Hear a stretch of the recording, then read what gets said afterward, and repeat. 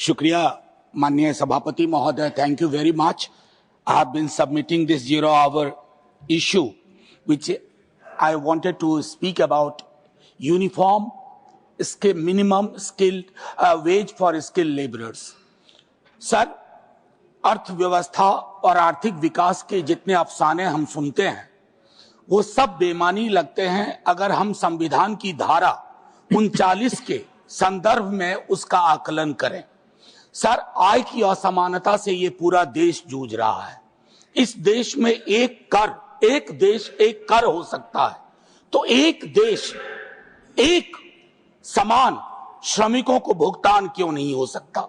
मैं क्यों ये बात कह रहा हूं सर? मिनिमम वेजेस एक्ट 1948 के तहत राज्यों को यह कहा गया है कि आप अपने अपने राज्य में वेज का निर्धारण करें. सर, कितनी विसंगतियों का जन्म होता है कि एक ही कुशल श्रमिक एक ही क्षेत्र में एक राज्य में उसका मॉड्यूल कुछ और है, उसका पेमेंट कुछ और है, और उसी राज्य में और एक विडंबना कि अलग अलग क्षेत्रों में अलग अलग है. जैसे एक टेक्सटाइल मैन्युफैक्चरिंग किसी भी क्षेत्र को ले माननीय सभापति महोदय, तो हमारे बिहार झारखंड में जो पेमेंट है वो तमिलनाडु और केरल की तुलना में बहुत कम है.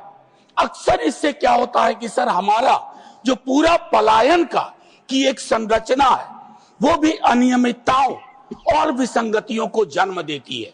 माननीय सभापति महोदय, सरकार के लिए यह मुश्किल नहीं है, सरकार के लिए कुछ भी मुश्किल नहीं है.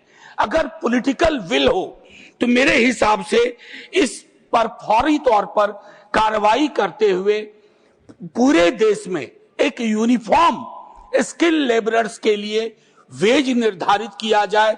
अन्यथा हम जैसे गरीब राज्यों पर यह तमगा हमेशा लगता रहेगा कि इनके यहाँ मजदूरी कम है, इसलिए उनके यहाँ पूंजी नहीं चाहिए, आप ट्रेनें दे दो ताकि श्रमिक अलग अलग राज्यों में जाकर के और अपनी सेवा दें, उन राज्यों को बढ़ोतरी दें, उन राज्यों की तरक्की के हिस्सेदार बने.